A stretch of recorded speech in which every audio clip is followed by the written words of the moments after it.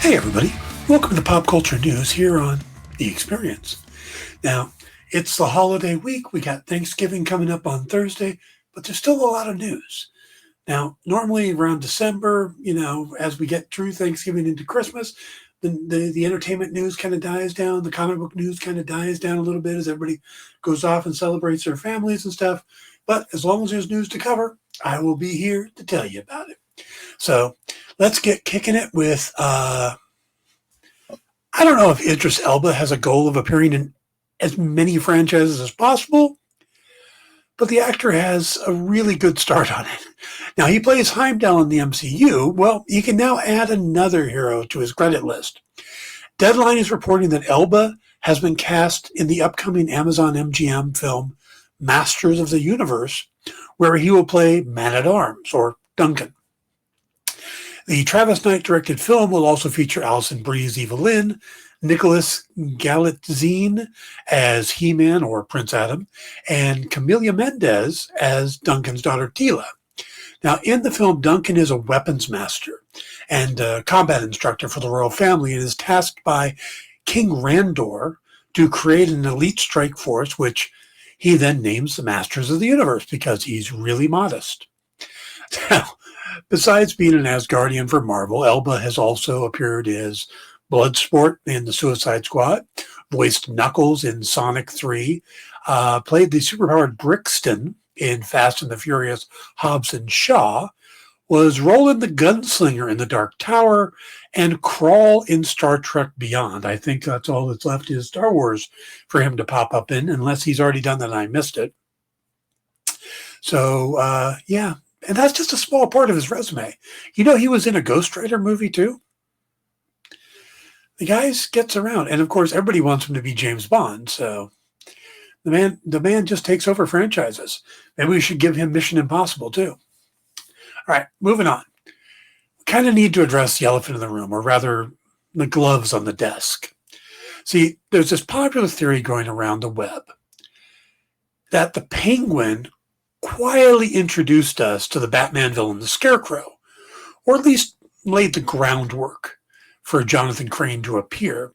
Now, flashback a ways before the series aired, when they first announced that Theo Rossi was cast in the series, a bunch of scoopers came out saying, oh, he's going to play Jonathan Crane, the psychiatrist who discovers a fear toxin that causes people to hallucinate their worst nightmares, and he becomes a Scarecrow, because that's kind of what they do, right? At least if you're a doctor in Gotham, you become a villain. You notice that? Most of the villains are doctors. Kind of weird. I wonder if the Joker has a doctorate. Anyway, now the character has appeared in live action before in Batman Begins, played by Cillian Murphy, and he also appeared in Gotham. Julian Sands played him. So now, when the Penguin began on HBO, Rossi appeared as Julian Rush, a psychiatrist from Arkham who uses red light technology to access his patients' deepest memories. Also, he might be tied into those weird mushrooms that they were using to make Bliss. Now, people were quick to assume that he was Crane under another name, which didn't really work for me, because I don't really see Matt Reeves as the type that does that bait and switch type thing where, hey, this is his character, is nobody, is nobody, is nobody. Oh, wait, that's not his real name. I just don't see him doing that. Now, by the end of the series, people were accepting that he was not the Scarecrow, though other people, for some reason, had this theory that he wasn't even real. I don't get that one, but we won't go into it. Anyway, except, the theory was kind of done. They went, okay, we're over, except an eagle-eyed fan noticed something interesting on Julian's desk and was able to get a screenshot, which I assume JD's going to put up here. Now, it's not clear, but there's two items on the desk, either side, that appear to many people to be the glove and mask of the Scarecrow. Now, this, of course, fired up speculation again. When asked about the objects, the Penguin's production designer, Kalina Ivanova, said, "We left it to interpretation. The hands are from Bali. So what can we take from this? Well, for sure, Julian Rush had a pair of ceremonial gloves from Bali on his desks in his home. Now, people thought the second object on the right of the photo was the mask, but the way she said it, it's two gloves. So, were they Scarecrow? Was this supposed to? Was he originally going to be the Scarecrow and they wrote it out? We don't know. That's the thing, is all of that is absolutely possible. But the bottom line, at the end of the day, he's Julian Rush, and they really didn't show us those gloves in any meaningful way. They didn't highlight them. They didn't glance at me. They were just in the background at that one point. So if they do something with it, great. But I'm not counting him as suddenly becoming the Scarecrow. All right, moving on. This weekend, James Gunn posted that John Cena and Jennifer Holland have wrapped filming on Peacemaker Season 2. In his post to social media, Gunn said, "And that's a Peacemaker Season 2 wrap on John Cena and Jennifer Holland, who both turned in wonderful performances this season as Christopher Smith and Amelia Harcourt. To top it off, shooting yesterday was one of the most fun days of shooting I have ever had. Thanks to the incredible people of Savannah, Georgia, for making the Peacemaker's crew stay here so special. One day left." Well, that day was yesterday. So by the time you're watching this, sounds like they're wrapped. Now, both actors are reprising their roles from the Suicide Squad and Peacemaker Season 1. The sophomore season is expected to debut sometime next year after the release of Gunn's Superman film in July. Now, Gunn talked about the previous season recently and what would be considered canon to the new DCU from that season. And jokingly, but somewhat seriously, he said that pretty much the whole series is canon, except for that one scene near the end where the Justice League showed up. That didn't happen.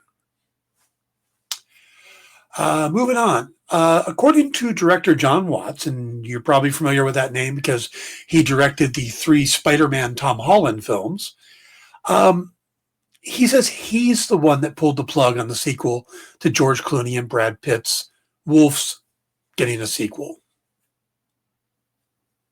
Yeah, that works. The film became the most viewed feature film on Apple TV ever, which, how many are there? That's kind of a weird, but anyway. And the sequel talk started like right away. But Apple had originally planned a full theatrical release for the movie and then switched it to a limited release and a quick move to streaming after the failure of Fly Me to the Moon to build an audience, their other theatrical release. Now, Watts told Deadline, "I showed Apple my final cut of Wolves earlier this year. They were extremely enthusiastic about it and immediately commissioned me to start writing a sequel. But their last-minute shift from a promised wide theatrical release to a streaming release was a total surprise and made without any explanation or discussion. I wasn't even told about it less than a week before they announced it to the world. I was completely shocked and asked them to please not include the news that I was writing a sequel. Well, they ignored my request and announced it in their press release anyway, seemingly to create a positive spin to the streaming pivot. And so I quietly returned the money they gave me for the sequel. I didn't want to talk about it because I was proud of the film and I didn't want to generate any unnecessary negative press. I loved working with Brad and George and Amy and Austin and Porna and Zlatko and would happily do it again. But the truth is that Apple didn't cancel the Wolf sequel. I did because I no longer trust them as a creative partner. Now, it's likely that Apple may try to move forward with the sequel, but with Watts not attached, do you think Clooney and Pitt are going to return? All right, moving on. While Marvel Studios has been introducing us to a lot of different young heroes throughout Phase 4 and 5, the only team-up we'd seen so far was at the end of the Marvels, where Kamala Khan, played by Iman Vellani, was seen trying to recruit Kate Bishop, Haley Stenfield, onto a team and mentioned that Ant-Man had a daughter. But now, thanks to Attraction Magazine, we see a clip from the Disney Treasure, which I assume is a cruise ship, seen on the wall at the World of Marvel restaurant. There's a clip shown where we see a team of young heroes celebrating after their latest victory.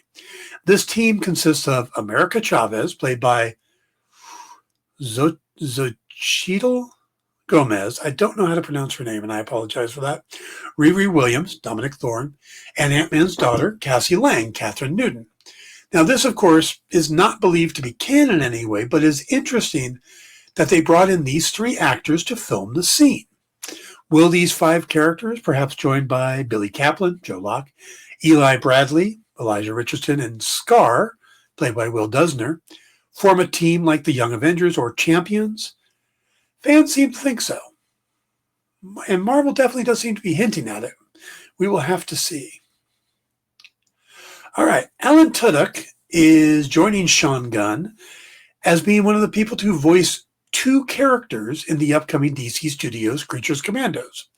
Now, Gunn will be reprising his role as Weasel, who didn't really say much in the Suicide Squad, and taking on the role of G.I. Robot. Well, Tudyk is already on board as playing Dr. Phosphorus, or the voice of Dr. Phosphorus. And while reading the script, he noticed that the villain Clayface would also be in the show. Now, Tudyk already voices the character of Clayface on the Harley Quinn animated series. That's a very different version. But he was kind of curious. But before he could even ask about it, James Gunn was like, yeah, you should do this. So now these are two very different roles. And what Tudyk said about it is, the other DC villain that I play are in Harley Quinn, which is very comedic. It's a very straight up comedy, whereas this one is a drama that is funny, that has humorous elements within it, but it has action, drama, and passion. Clayface is a moron. I play actually Clayface in the series, and in this, Clayface is a killer. So he's comparing the two different Clayfaces. We have a huge fight, and he's a homicidal maniac. So it's the same character. That's what's really cool about DC. I get to play the same character two completely different ways, and I like them both. It's really nice that James let me play Clayface. I was so happy I didn't even have to ask. I was going to ask. When I saw it there, he let me know that I got to do it. So Tudyk is doing Clayface differently, but same character. All right, news coming out today. Yesterday was Percy Jackson and the Olympians has officially recast the role of Zeus. Now, the Disney Plus series has cast Courtney B. Vance to take up the mantle from the late Lance Reddick, who, of course, died last year, shortly after the first season was released. Finding someone to step into the role going forward was not an easy task, but when icon Courtney B. Vance answered the call, we knew the gods were listening. That's what Dan Schatz said in a statement. He's the executive producer. He went on to say, this legend of cinema not only wanted to honor the books, but wanted to honor Lance's legacy. We can't wait for you all to see his take on the throne. Now, in season 1 finale of Disney Plus series, Reddick played the Greek god in an extensive scene with series lead Walker Scobell as Percy faces Zeus atop Mount Olympus. And it was one of Reddick's last on-screen roles. Sterling K. Brown and Rita Ora, John Kim have all been added to the cast of Amazon MGM's Voltron movie, joining previously announced stars Daniel Quinn-Toy and Henry Cavill. Rawson Marshall Thurber is directing from a script he wrote with Ellen Schonman.